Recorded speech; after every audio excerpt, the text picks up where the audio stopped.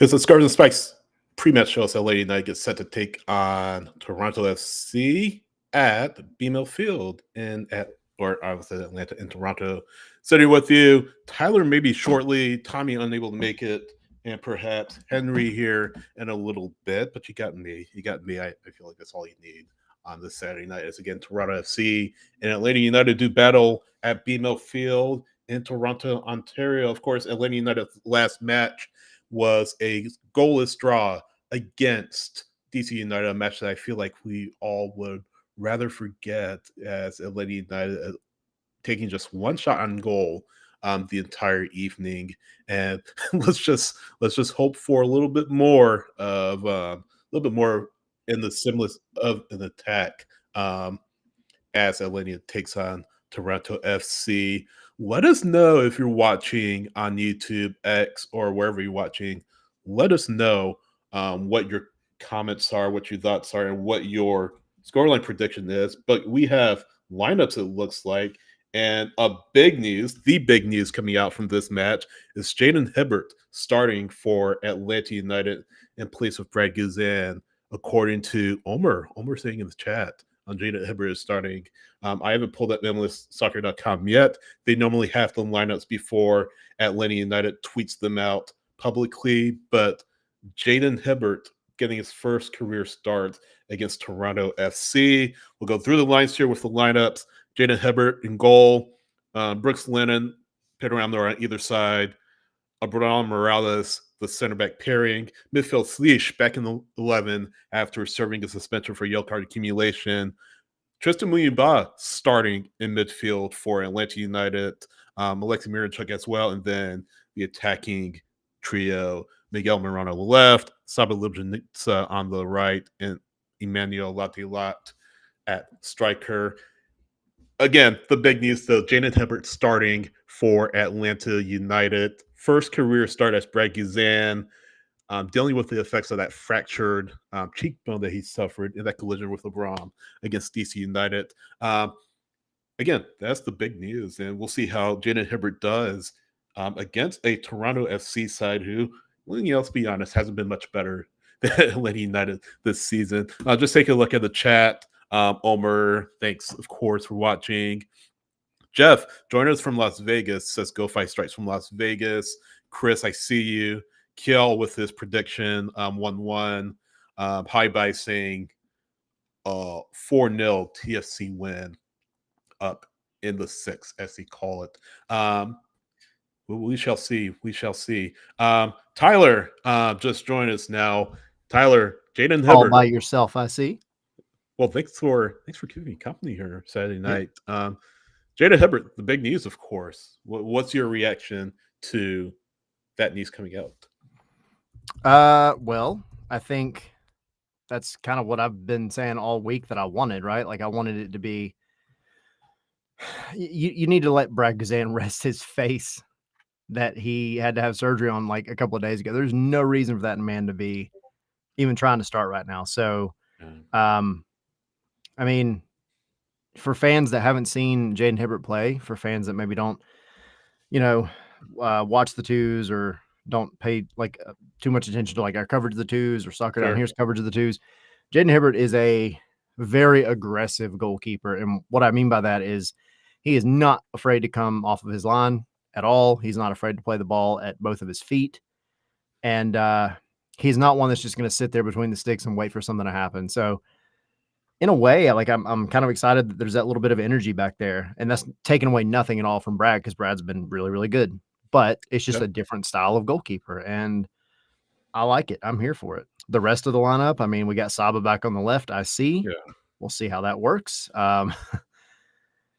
Miyamba's got to have a game. Yeah. Miyamba's the big one for me popping into the lineup. Yeah, and we actually, like I said earlier, MLSsoccer.com puts the lineups a little bit earlier than Atlanta United tweets them out. So, like you said, Saba on the left, Almiron on the right. I think MLSsoccer.com has them a little different. But with Brad Guzan out of the lineup, we should mention that Miguel Almiron has the armband for Atlanta, serving as captain for this match. And again, Sleesh back after serving a suspension for yellow card accumulation. I guess no surprises. I think the big thing is, though, in relation to the opponent that Atlanta United is facing tonight, I guess if you were to pick any opponent for Jaden Hebert to get his first MLS start in, I feel like doing so against Toronto FC is rather low risk, don't you think? Yeah. I mean, I think if you're going to do it, this kind of is like the perfect storm of an opportunity to where, I mean, look, it doesn't matter who you're playing. You're getting bumped up to the first team, so the pressure's there. Yeah. But I mean, yeah, you're going against another team that is objectively not great, just like Atlanta United is objectively not great right now. So, I mean, if you're going to do it, this is one of your better opportunities, I think. So, yeah, I mean, I here's the thing too. All things considered, with this lineup, knock on wood, there is no reason Atlanta United should not and cannot win this match. If I'm being honest, like I get that it's away, blah blah blah, wine, away on the road. Get out of here with that crap. Go freaking win a game, dude. I'm sick and tired of this piss poor soccer that we've been watching. Just go play your game and beat a team that you need to beat. Well, beat that team, yeah. and then we can start forward with the other 13 ahead of you. I feel like you kind of have to, right? Because if you look at Atlanta United's lineup, you have 3 home matches coming up after this. You're finally at home, starting with Chicago Fire on Wednesday. So this is a good opportunity if you can beat TFC this evening. A, to get your first away win of the season, but B, give yourself some momentum going into 3 matches at home that, remember your last time at home, last 2 matches at home you won. You have Chicago, who are not a great team, not a terrible team, but not a great team either.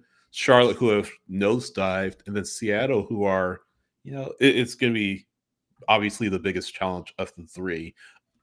You give yourself maybe half a chance to come up and, have a little bit of momentum going into, these next 3 matches. I mean, it has to start sometime if you want to make the playoffs. And I know, people are saying season's over. If you have any chance of the playoffs, I feel like you have to win tonight, right? Yeah. I mean, you have to. I went into the stats the other night on the show, and essentially it was, if you weren't with us on Wednesday night for the main show, you need to win 9 to 11 of your last 14 games. You need to essentially play like a playoff team for the remainder of the season to make it into the playoffs. That's not easy. We know this. You compared this, hopefully, to the 2016 Seattle team that was essentially in the same exact position almost when Brian Schmetzer took over. And they went on a run. Delusional for thinking they could. Well, and that's the thing. Like, do I think it's going to happen in my brain? No. And I see like Five Stripe Dog saying playoffs are a very slim chance, like 100%. Like I'm not under any illusion. The number that popped out when I ran this through essentially AI, when I gave it all the stats, all the everything, Claude. It said, Claude. It said there was a 10 to 15% chance that Atlanta United makes the playoffs. I actually think that's being a little generous, if I'm being honest. But you got to start here. Period. You got to get a win tonight. A draw ain't going to do it. A draw is not going to do it. You have to start winning, and then go home and win some more. Yeah, doesn't no good if you come away with just a point because you just inch up the table just a little more. But yeah, you need 3 points to have any chance. Like I said, any chance at all of making the playoffs. Again, you're 0-7-3 away from Mercedes-Benz Stadium. I feel like if you get a win tonight, that's massive momentum going into these next 3 matches against Chicago, Charlotte, and Seattle. Tristan Muyumba, I mean, you talked about him just a little bit earlier. We haven't seen him in the starting 11. No Mateus Clique in the 11 for Atlanta United, getting a rest. I feel like this is a like you said, Muyumba has to have a game. Muyumba is a player that, again, we haven't seen the 11 all that much. So hopefully kind of a redemption tour for him. But we talked about him the other day, right? This is a player that you brought him in and he said, hey, this could be a maybe not a like for like Darlington Nagbe comparison, but there's a player that could give you, I guess, Nagbe yes kind of performance on the pitch every time he's out there, and he was good, of course, in his first few matches coming into Atlanta United, but he's not been able to find the form that we know that he can play with. I feel like we haven't seen the Mooney Baslish pairing all that often in the midfield for Atlanta. Be interested to see how that works against an opponent like TFC, right?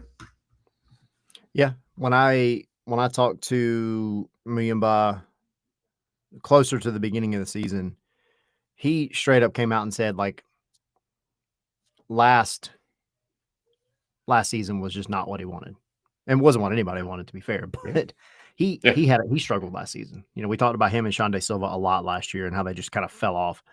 He straight up, essentially unprompted, said all this. Like, I was not where I wanted to be. I spent a lot of time, like, really thinking on things with my family, with my friends, with people close to me. Did a lot of, like, self-reflecting, walking, he said, and just really trying to figure out, like, where he wanted to be. And he went into the preseason this year with, like, this renewed focus and renewed vigor.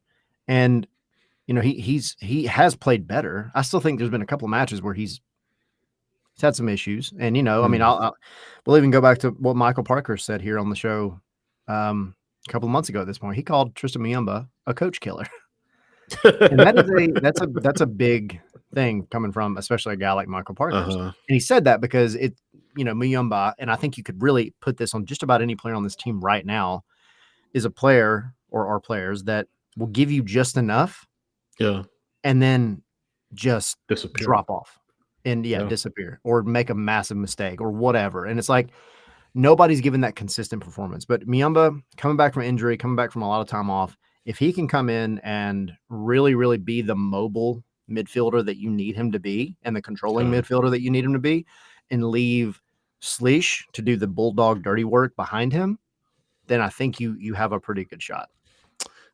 Muyumba, his first start since May 17th. Of course, he came in as a substitute against DC United in the final quarter hour of the match. But starting for the first time in nearly 2 months here. And yeah, I feel like he can be more of that Mateus Creek-ish player.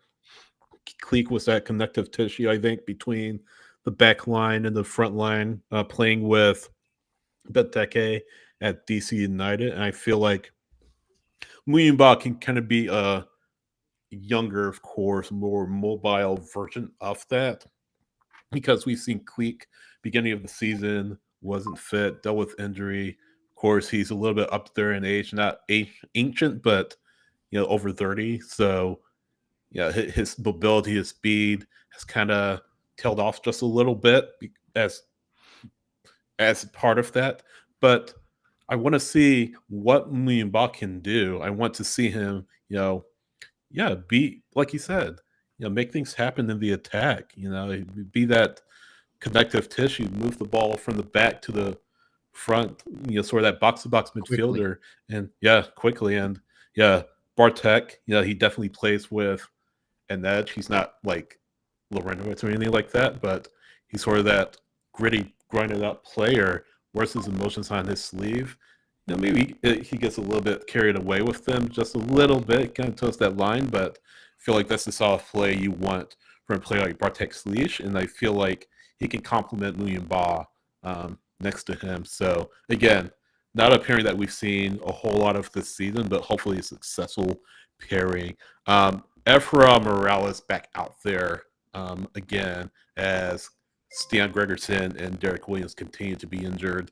Let me ask you this. This is kind of not related to the match specifically, but it's a discussion maybe to be had. So Morales has been playing over the past few matches. You look at a player like Williams, who has been unable to get to full fitness.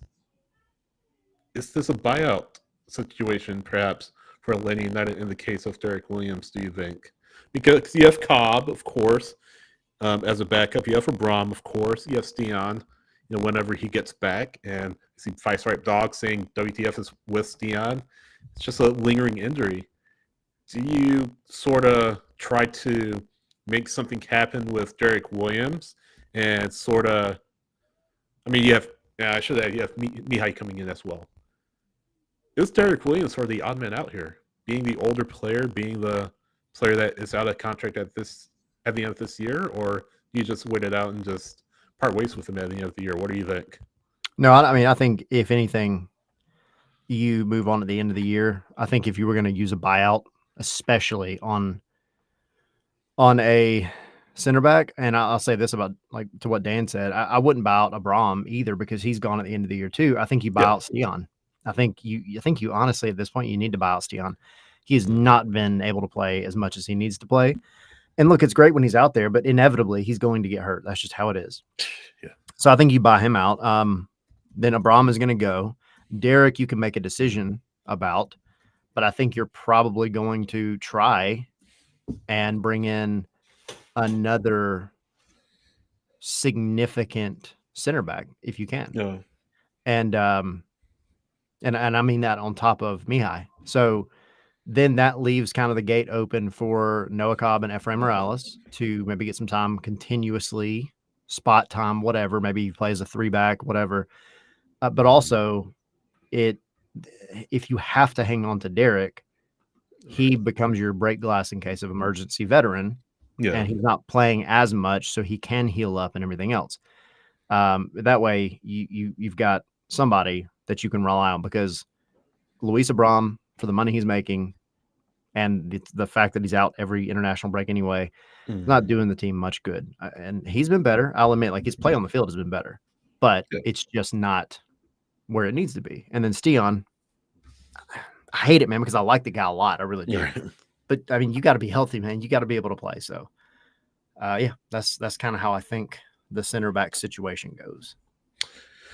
What do you think about the wing situation? Saba on the left, Miggy on the right. I mean, what do you think? I feel like that's kind of your. You need a winger. We've talked about it, especially with Edwin Mascara loaned out to Millonarios. You definitely need a winger. So you have Saba Almiron on your either wing. I mean, how are you feeling about that? Versus Lennon sort of being that right wing back option for you. I think if you're going to play and try to get Miggy to stay on the right,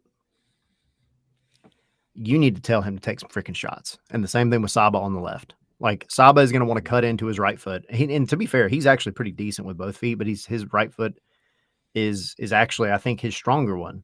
Yeah. When he cuts in from the left and he takes shots, he's actually pretty good. And I get upset with everybody on the team. We've had this discussion, and I see somebody back in the chat was saying, it was Chris saying, I want to see at least 5 shots in the first 20 minutes. Yes. Take some shots. Saba, Yeah. you're going to cut in from the left. Try to your right something. foot. We know this is going to happen. Take the shot. Take the shot from the top of the box. See what happens. You've put it in the top corner multiple times since you've been here. Just test the goalkeeper. Miggy, for the love of everything holy and happy, do the same thing because you can pick out a spot on the net and hit it. Just do it. And then, you know, if it works out to be able to play some transition football, great. Latte Loth, Saba, Miggy, there's not really many better. Go play that too. But I just want to see some shots. So I'm not mad at it, but I don't want to see them continuously run into the final third and then do absolutely nothing. Go take some freaking shots, please. Yeah. Yeah. Do we sort of, speaking of wingers, do we see Luke Brennan at any point this night? I think so. This night. I think so. I think I mean, you got to think you have a quick turnaround coming back home Wednesday. So I would imagine Saba would probably be the one to maybe come out, or maybe, again, considering the time, you pull Miggy and move Saba back over to the right and let Luke play the left. Because we know Saba's got the engine. He can run forever. So I wouldn't be too mad at that either. I wouldn't turn that down either, to be honest with you. Yeah. I mean, that's definitely worth a shout. Definitely worth a shout. You are going to. I'm actually literally about to head out. I'm going to be at the McDonough Sweet Auburn barbecue location. We're going to be we're hanging out essentially for a watch party. that they are kind of hosting for the Georgia Revolution / Southern Crescent Soccer Foundation. Yeah, good So organization. Georgia Revolution, if y'all don't know, is one of the clubs based here in McDonough, and they have some Atlanta United history as well. There's been some tie-ins there, especially with the twos. But yeah, it's gonna be a watch party, and essentially a portion of all the food that is sold, the profits that are made, and all that go to the Southern Crescent Soccer Foundation, which is going to be used for after-school soccer. Yeah. So You have time to get down there if you're watching. Well, if you're in the South Side, obviously. depends on where you're at, but yeah, I Yeah, mean, depending on where you're at. we'll be there the whole If you're game, in that area, so but it'll be fun. yeah, check it out if you're watching us now, and head down there.